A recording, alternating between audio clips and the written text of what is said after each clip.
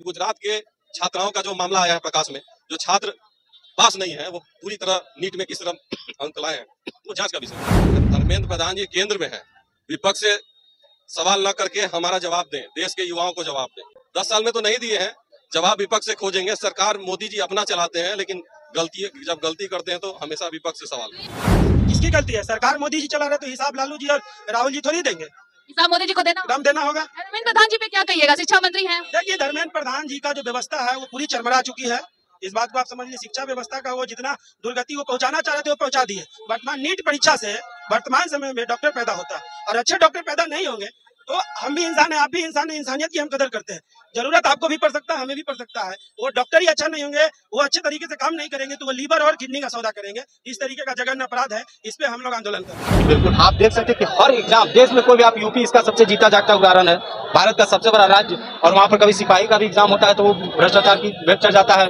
कोई भी एक एग्जाम जो बिना धांधली के, बिना पेपर आउट के क्वेश्चन लिख के ये नरेंद्र मोदी की सरकार विगत 10 साल में करवा पाई है? हम लोग तो ऐसा नहीं देखे। आज मतलब शिक्षा का और ये जो वैकेंसी आ रही है वो वैकेंसी नरेंद्र मोदी की सरकार में पैसा दो, क्वेश्चन लीक करवाओ, जिसके पास ज्यादा पैसा वो क्वेश्चन खरीदेगा, और जो पढ़ने वाले मेधावी सामान्य वर्ग के, गरीब वर्ग के छात्र हैं वो नौकरी से वंचित रहेंगे, और जो पैसा देंगे वो 67 से 70 बच्चों का एक समान रैंक आता है, और ये दुर्भाग्यपूर्ण है और लोग इसकी निंदा करते हैं।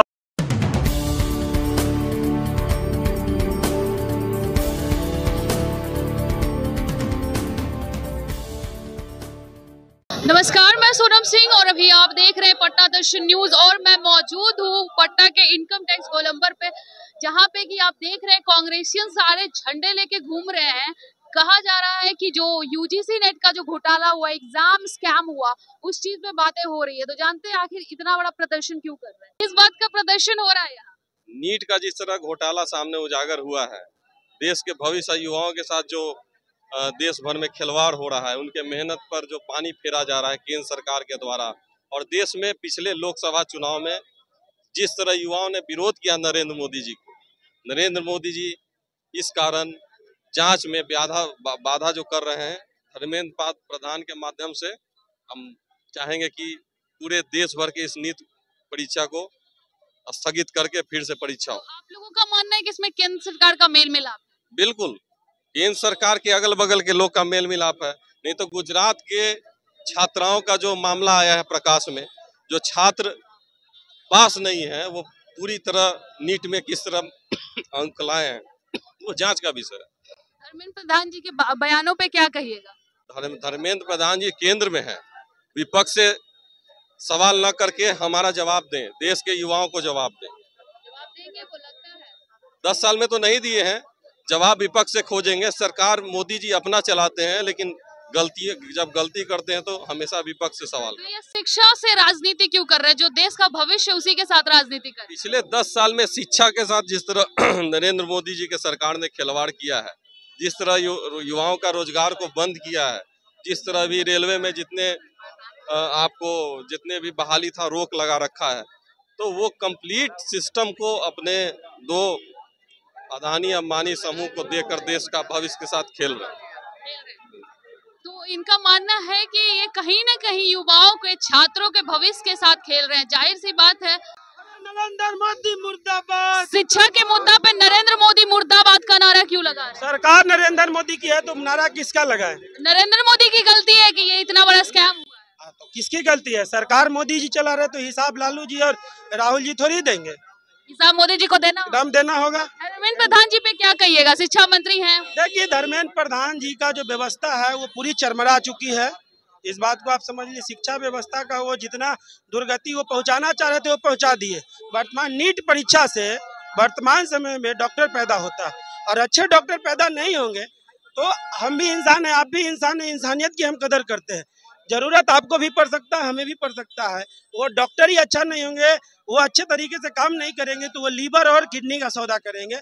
इस तरीके का जघन्य अपराध है, इस पे हम लोग आंदोलन कर रहे हैं। शिक्षा व्यापार बना दिए। ये तो व्यापार है, ये तो बहुत बड़ा क्राइम है। क्या बोले?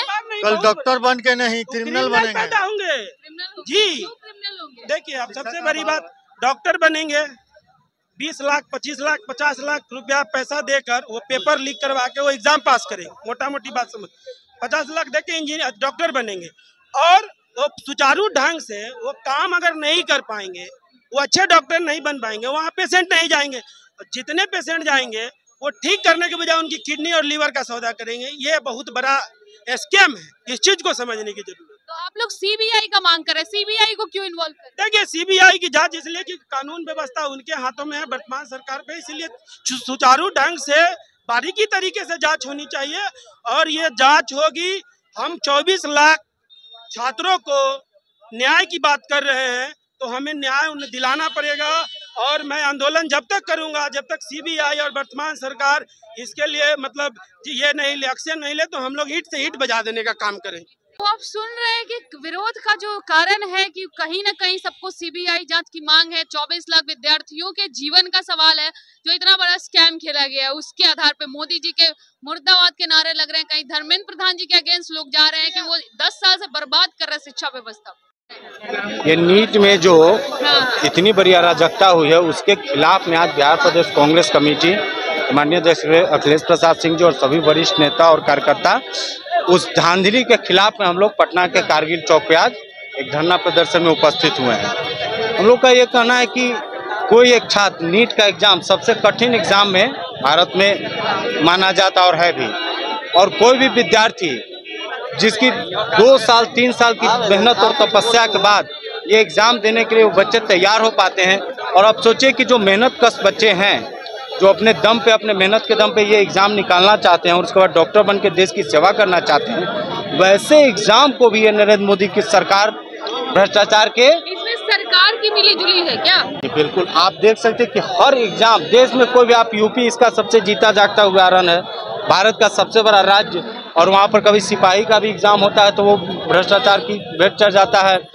कोई भी एक एग्जाम जो बिना धांधली के, बिना पेपर आउट के, क्वेश्चन लीक के ये नरेंद्र मोदी की सरकार विगत 10 सालों में करवा पाई है? हम लोग तो ऐसा नहीं देखें। तो आपको क्या लग रहा है, आपके ये धरना प्रदर्शन से, कांग्रेस के धरना प्रदर्शन से कुछ असर होगा? जरूर असर होगा, और सरकार को ये चीज स्वीकार करना होगा कि वो लोग जो भी करवाए हैं ये गलत हुआ है।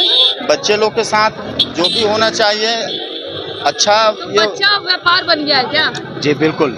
आज मतलब शिक्षा का, और ये जो वैकेंसी आ रही है, वो वैकेंसी नरेंद्र मोदी की सरकार में पैसा दो, क्वेश्चन लीक करवाओ, जिसके पास ज़्यादा पैसा वो क्वेश्चन खरीदेगा, और जो पढ़ने वाले मेधावी सामान्य वर्ग के, गरीब वर्ग के छात्र हैं, वो नौकरी से वंचित रहेंगे। और जो पैसा देंगे वो 67 से 70 बच्चों का एक समान रैंक आता है, और ये दुर्भाग्यपूर्ण है, और लोग इसकी निंदा करते हैं। और हम लोग छात्रों, युवाओं और देश के भविष्य के साथ हैं। सुमित कुमार सन्नी, जिला अध्यक्ष पटना ग्रामीण कांग्रेस। तो आपने देखा कि नीट की परीक्षा को लेके जो इस साल स्कैम हुआ है, मोदी जी के खिलाफ और शिक्षा मंत्रालय के खिलाफ लोगों का काफी गुस्सा फूट रहा है। लोगों का साफ तौर पे कहना है कि या तो ये इस चीज व्यवस्था को चेंज करिए, इस तरह से नहीं चलेगा। विगत 10 सालों में सरकार ने सिर्फ और सिर्फ शिक्षा के साथ खिलवाड़ किया है। आपकी जानकारी के लिए मैं बता दूं कि यहाँ के लोगों की यही डिमांड है, इस पे सीबीआई जांच हो और शिक्षा को पूरी तरह से करप्शन मुक्त किया जाए। फिलहाल के लिए इतना ही, मिलते हैं अगली खबर में। मैं सोनम सिंह, धन्यवाद।